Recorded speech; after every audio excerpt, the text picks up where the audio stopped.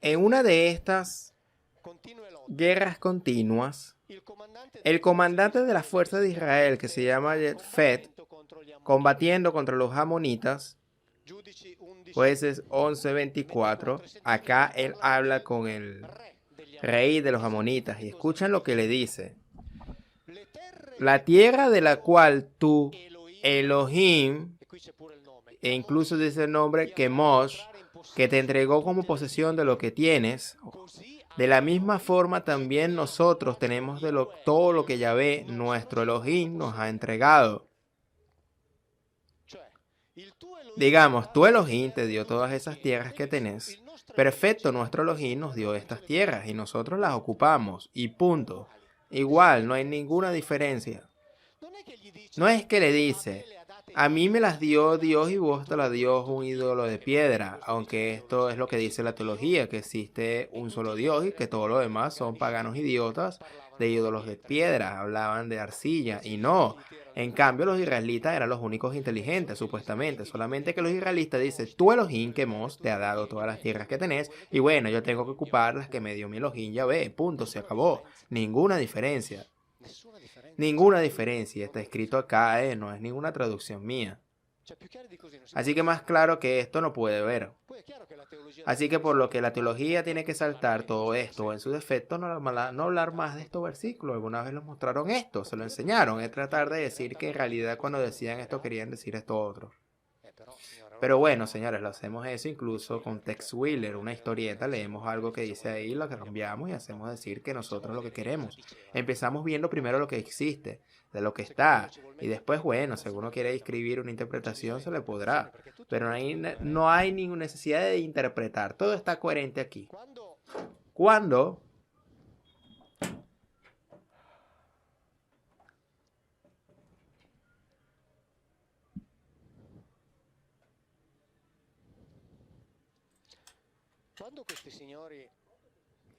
este señor,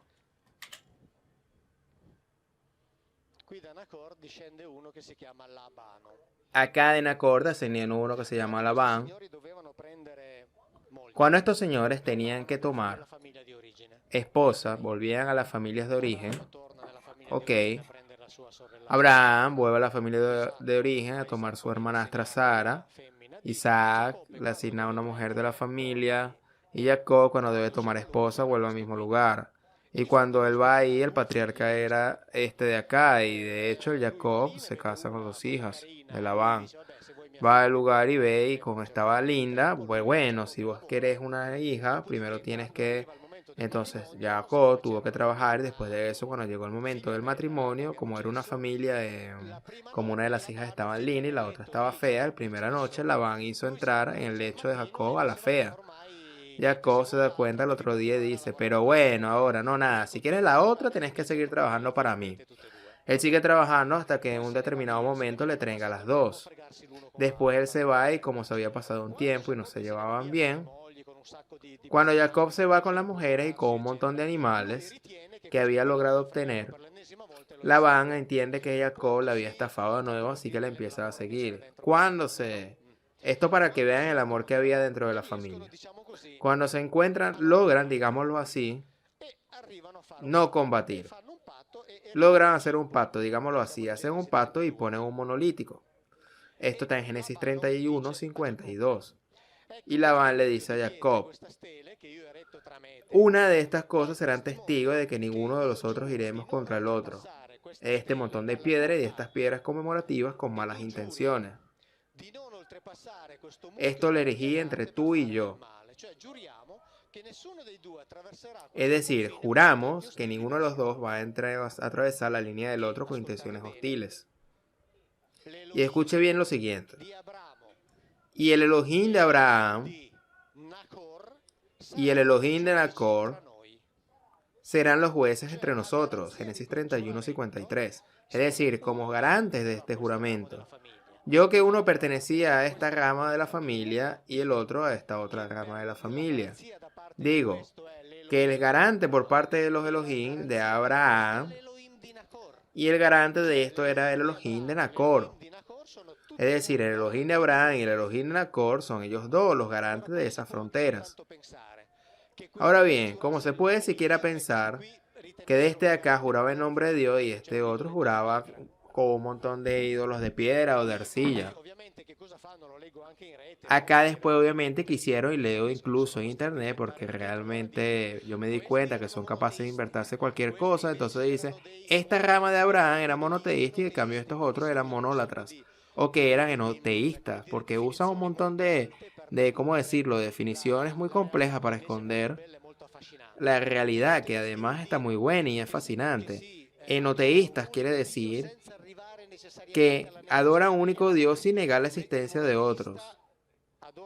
En cambio, monoteístas adoran a un único Dios negando a todos los demás.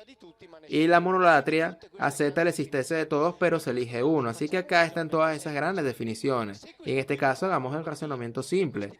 Si estos de acá de Abraham hablaban con Dios y estos de otros hablaban con las piedras o arcilla, estos de acá eran hermanos de este. Tenemos que decir entonces que un gemelo que era bruto y el otro era inteligente. Y según ustedes, ¿cuántos minutos le tomaban al hermano inteligente decirle al hermano bruto: disculpa, no te das cuenta que estás hablando con unas piedras? Vení acá un rato y te presento a mi Dios que es verdadero. Viniendo de Yahvé lo veían y hablaban con él y le daban de comer. Le preparaban estofado y cuando él llegaba cansado le prepara también las cosas que porque pudiera descansar, lavarse los pies, secarse la tierra. Todo esto está escrito. ¿Cuánto le iba a tomar a Abraham decirle al hermano: ven para acá que te muestro mi Dios que existe? Porque vos estás hablando con las piedras, un Dios que no existe. ¿Cuánto tiempo le hubiera tomado a él a decirlo? En lugar de eso, estos dos siguieron una década, según la teología, el hermano inteligente evolucionando hasta llegar al monoteísmo y el hermano bruto que continúa hablando con las piedras. El juramento decía que este de acá juraba por Dios y este de acá juraba con un montón de piedras. Pero si quiere empezar a pensar en algo como eso, es algo completamente sin sentido. Ambos eran reales, eran dos hermanos, no dos pueblos distantes entre sí, eran dos hermanos, vean. Solamente que mientras que Abraham fue llamado por un Elohim que les dio: sal de la tierra de tus padres, que vamos a conquistar otros territorios, mientras de estos de acá que se quedaron en Mesopotamia, estos de acá servían a un Elohim que gobernaba en Mesopotamia y Abraham servía a un Elohim que le habían reclutado. Punto. Pero todos tenían el mismo poder.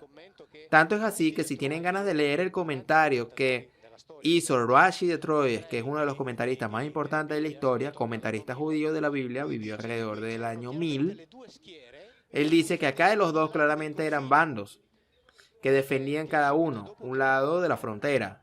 Tanto es así que poco después de que se van, a la madrugada del día siguiente Labán abrazó a sus nietos y a sus hijas, los bendijo y regresó a su casa.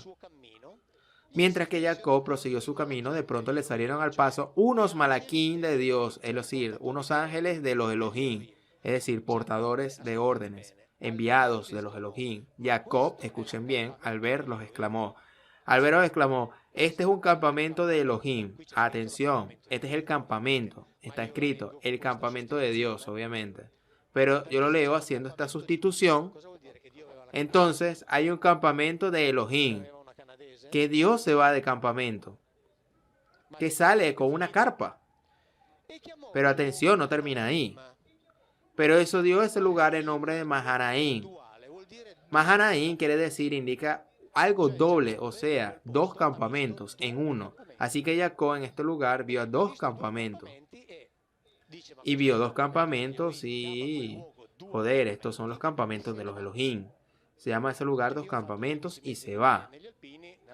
Yo hice 15 meses un entrenamiento militar de los Alpes con la OTAN y estas cosas. Cuando estábamos de maniobras, estábamos en el campamento, aparecía gente de los malaquín nuestros, se les acercaban y les decían: váyanse, no se puede estar acá. Y eso es exactamente la misma escena que describen acá.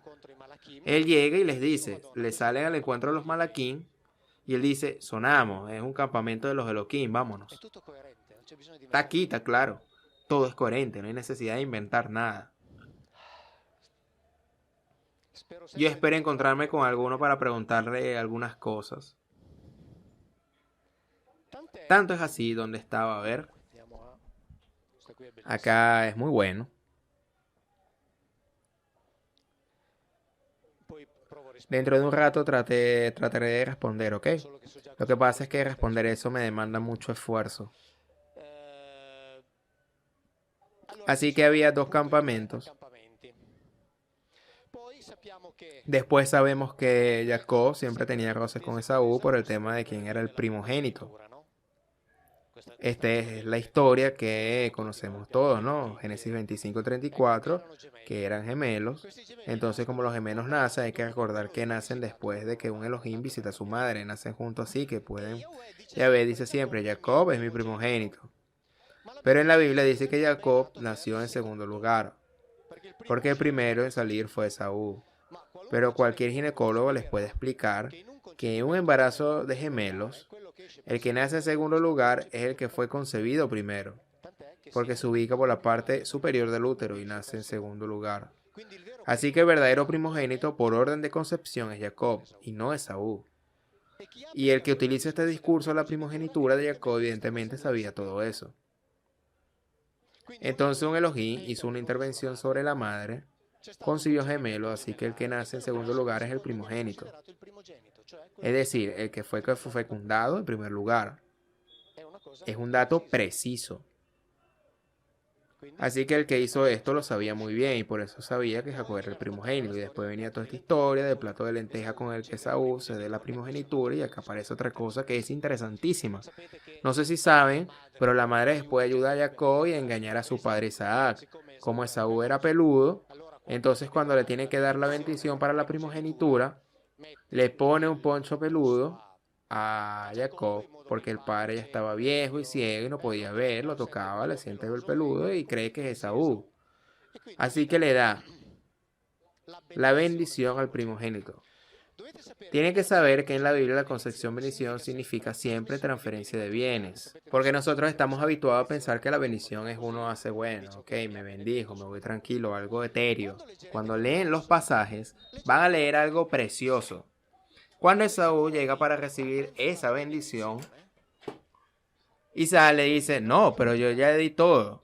Y Saúl le responde, pero no hay ni un poco para mí, Génesis 27:36. O sea, usted imagínense, una bendición que se acaba.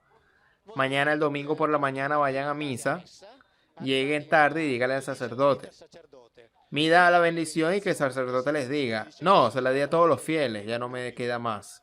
Esto es lo que está escrito en la Biblia.